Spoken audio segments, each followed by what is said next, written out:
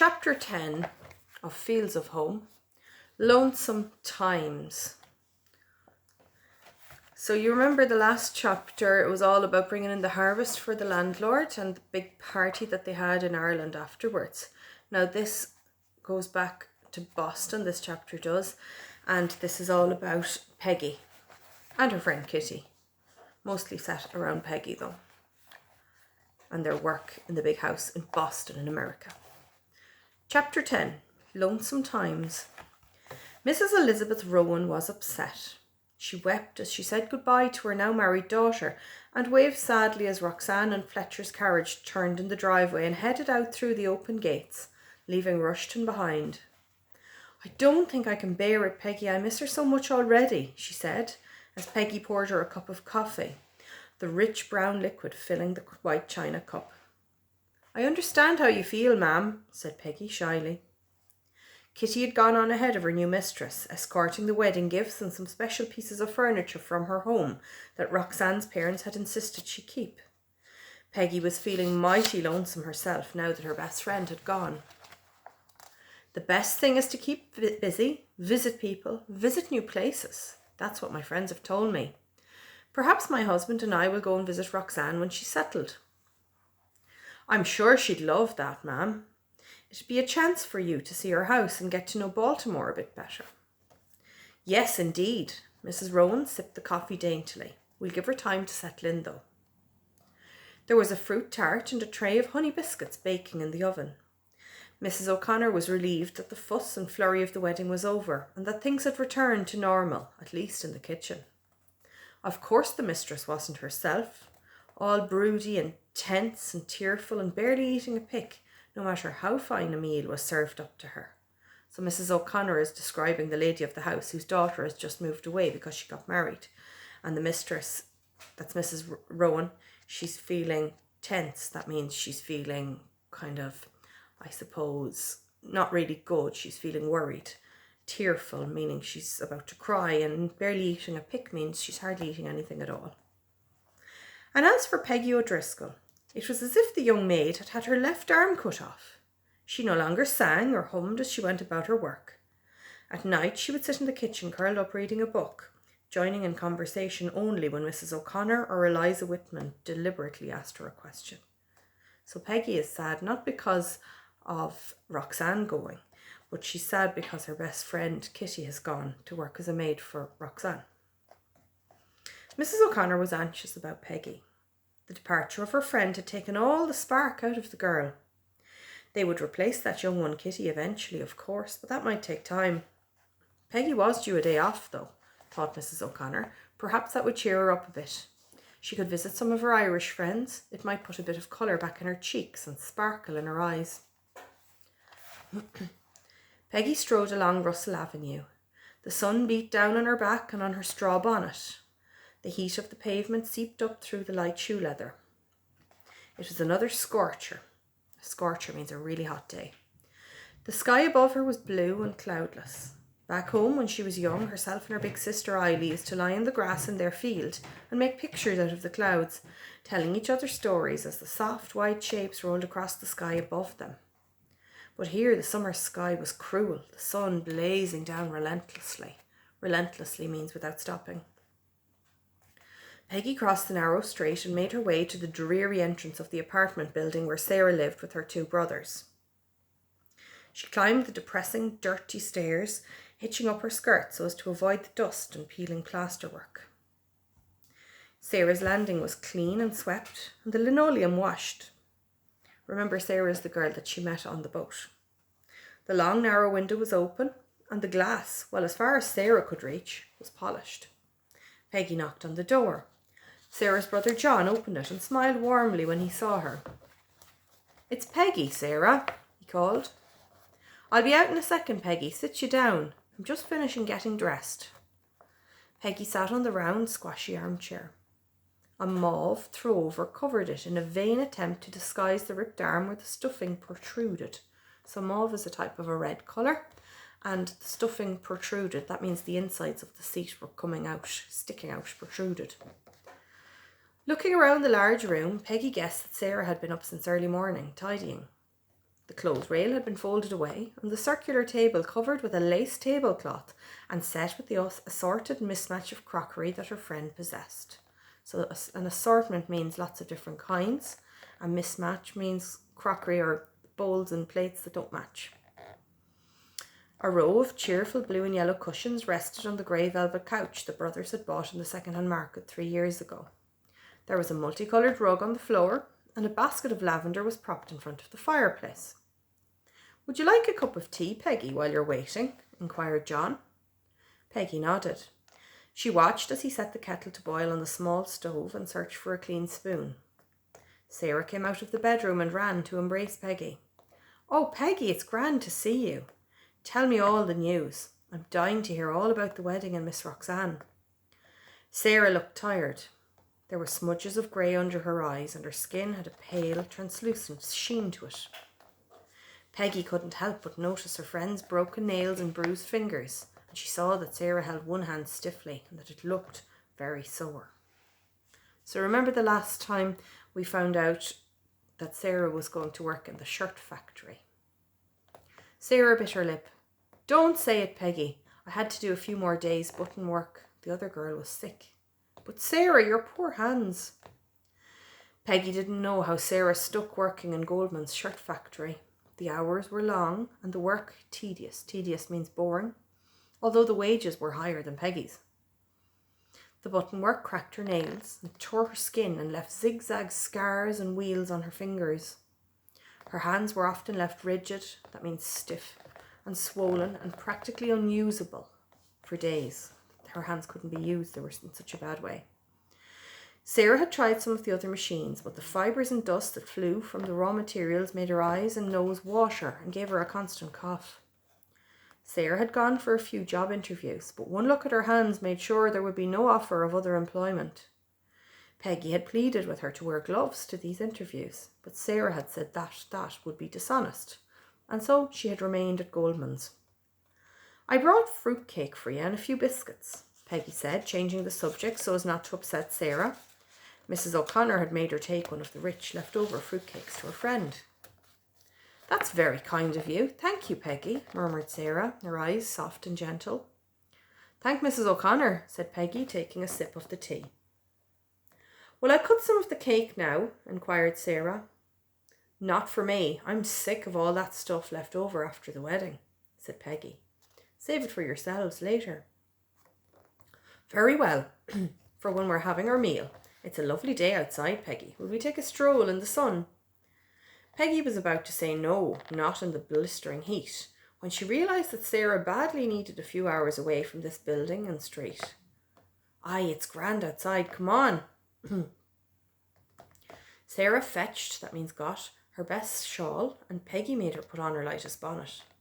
John smiled at the two of them as they went off in high spirits. That means they went off happily. Blinking arms, the girls made their way downstairs and out into the bright daylight of the street. "Let's go to the Common," suggested Peggy. It was one of her favourite places in Boston. There were crowds of people walking. Families, fine gentlemen and their good wives, romantic sweethearts. Peggy and Sarah walked amongst them all. In the distance a band played, the lively tune drifting through the air. Peggy and Sarah giggled as two groups of young men lifted their hats to them and tried to engage them in conversation.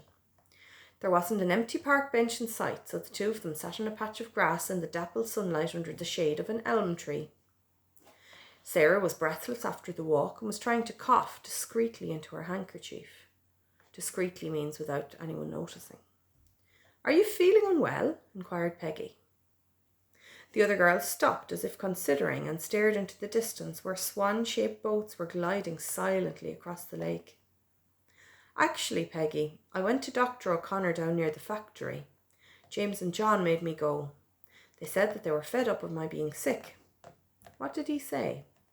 "Well, he said he wouldn't recommend me to continue on working at the factory. He said the fibres and dust were giving me lung infections." She trailed off. "What'll you do?" "James and John have great plans. They want to leave the city. They have both saved money from their wages, and they think the time is right now for them to purchase land and stake the Connolly claim." "What do you mean?" They want to join one of those wagon trains heading out west, and they want me to go with them. Peggy let out a gasp of amazement. You wouldn't go, Sarah, would you? So back in the 1800s in America, there was a lot of land in America that wasn't claimed, particularly the land further west. And people used to go and claim and find some land for themselves and just keep it because no one owned it. That's just it, Peggy, I will. I don't want to stay here in Boston without my brothers. It's all right for you. You have Kitty and the Rowans and Miss Whitman and Mrs. O'Connor to share everything with. If James and John go, I'll have nobody. Peggy sat very still. A wobbly heat haze seemed to have made the people on the path and around her shimmer, their voices coming and going. Peggy! Peggy! Sarah gripped her friend's arm, excitement lighting up her eyes. I wish you'd come with us. James and John said there would be space for you. We could all share the work and... But Sarah stopped. Peggy didn't seem to be listening. Obviously it was not to be. Peggy tried to collect herself. There was no point in telling Sarah that Kitty had gone and how lonesome she felt already. Sarah's health was breaking down. It was only sensible for herself and the brothers to go in search of a place of their own. She herself would carry on working, polishing and washing and cleaning and pressing clothes and helping Mrs. O'Connor serve meal after meal. She was just a maid, and that was her station in life. She had a good job and was earning good money. Every month, the bank collector called to the back kitchen door and she would give him another small deposit from her wages. Mr. Keane would sit at the kitchen table and fill in the amount in the small black bank book she kept hidden under her mattress. He would stamp it with the mark of the East Coast Savings Bank before joining herself and the rest of the staff who saved with him for a cup of tea and a chat. Usually, he would tell them that business was booming and how their money was growing and accumulating. It did her good to listen to him. When he was gone, she would run her eyes up and down the columns of figures, mentally totting up her savings. This was her independence. Peggy came back to the present. The Midwest was so far away. Some people called it the Wild West. Oh, why did Sarah have to go so far away? Peggy, said the other girl, tapping her shoulder. What do you think? To be honest, Peggy didn't know what to think. But when she looked into Sarah's pinched white face and thought of the factory where tomorrow she would spend every daylight hour working, Peggy knew that leaving the city and moving into the open countryside would mean salvation for Sarah and a fresh start. I think it's grand, Sarah. Honestly, I do, said Peggy, hugging her friend. And by the time you all get settled, they'll have built the railroads and I'll keep on saving every dollar and dime, and in no time I'll have enough money to come and visit you. Sarah clapped her hands softly. Oh, Peggy, that would be great, but I'll really miss you. I do wish you would come with us. The rest of that sunny afternoon was spent strolling through different parts of the park, chatting and laughing and giggling. Peggy gave Sarah a blow-by-blow account of Roxanne's wedding, and Sarah told her all the latest gossip of the factory. They watched as a group of young men played football together.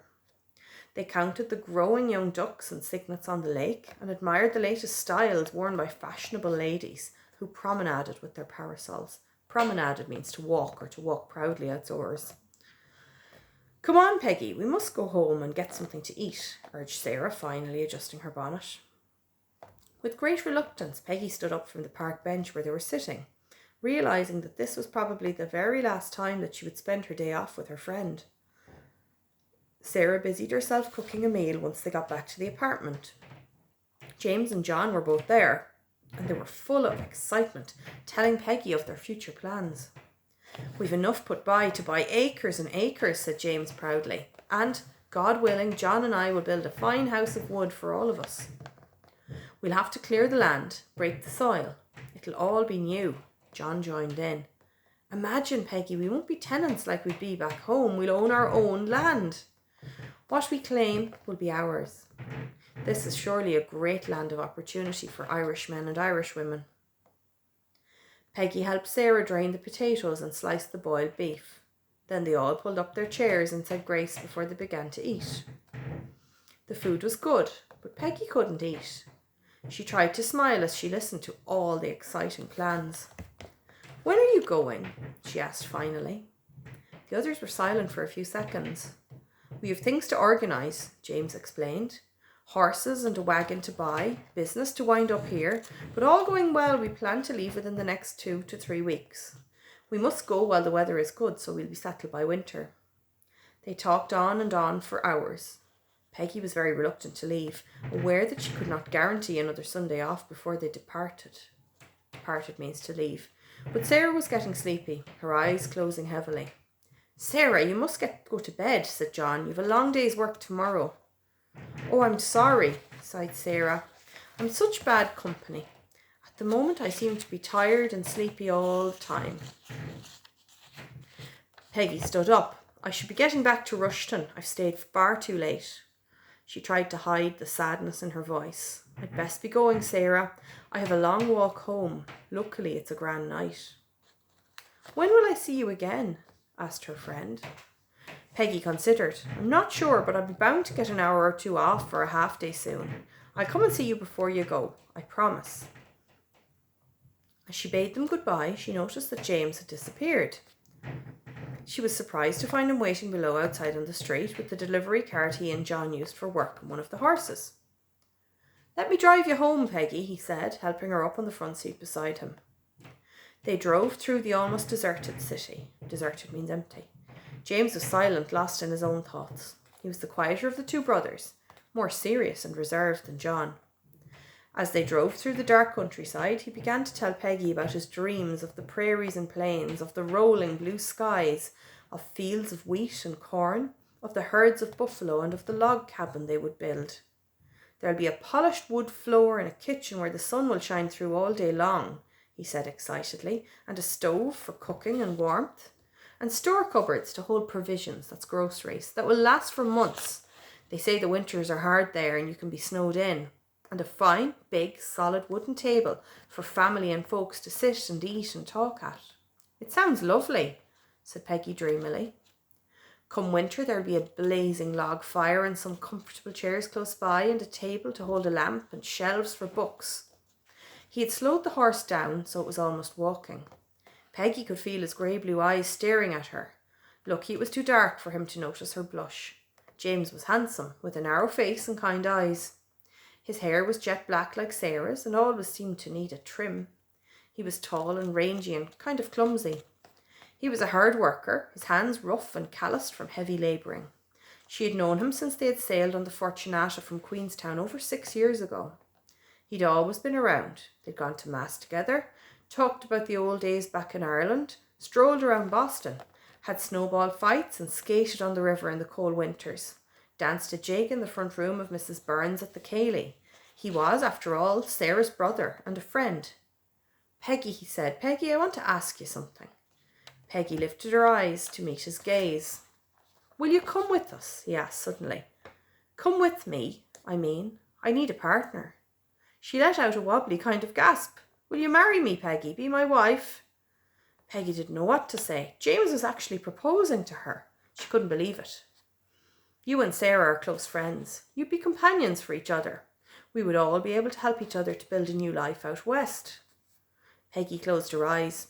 He only wanted a partner, someone to help plant the corn and feed the cattle and cook the meals.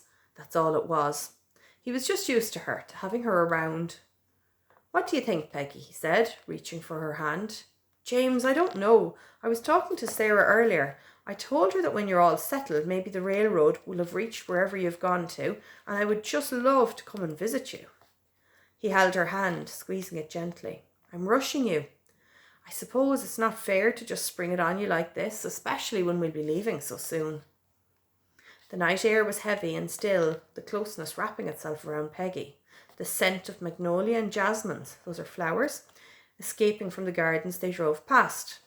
It all made her feel almost dizzy as the cart bumped along the narrow laneways. James slipped his arm around her and she sat rigid, trying to resist the temptation to snuggle close to him while they jostled along. She was lost in a storm of confusion as they came in sight of Rushton. They came to a halt near the large gateway. A halt is a stop. The driveway and hedges gleamed in the moonlight. He sat silent, waiting for her answer. Home sweet home, he said, smiling. James, I'm very honoured by you asking me, by your proposal. I don't know what to say. You know I would love to be with the three of you, stay part of your lives. It's just that she whispered feebly. I have my job and my life here, she said, gesticulating wildly at the large house. Gesticulating means showing. I see, said James politely. It means showing with your hand, so to put your hand out to show it. I see, said James politely. Peggy sat miserable. She didn't want to leave him like this. Can't we be friends, James, and I promise to come and visit you? Friends it is then, he replied stiffly. Suddenly he leaned forward and, catching her unawares, tilted up her chin and kissed her. Her mind told her to pull away. Then he lifted his head, a tuft of dark hair falling forward over his brow. Friends, he said bitterly. Dazed, Peggy let him help her down and walk her towards the gate. The Rowans would object to strangers appearing in the driveway late at night and to members of their household staff keeping company at such late hours. Goodbye, Peggy, called James as she began to walk away from him. Good luck, said Peggy, anxious to escape the temptation she had to fling her arms around him. All she wanted was to get in that kitchen door, up the back stairs and into her room. For once she was glad that Kitty wasn't around, because all she wanted was peace and quiet and a chance to bawl her eyes out. So she's refused to go with Sarah and her family to the prairies. So Peggy obviously wants to stay where she is in Boston. Now we'll continue on to chapter 11 tomorrow. Thanks for listening.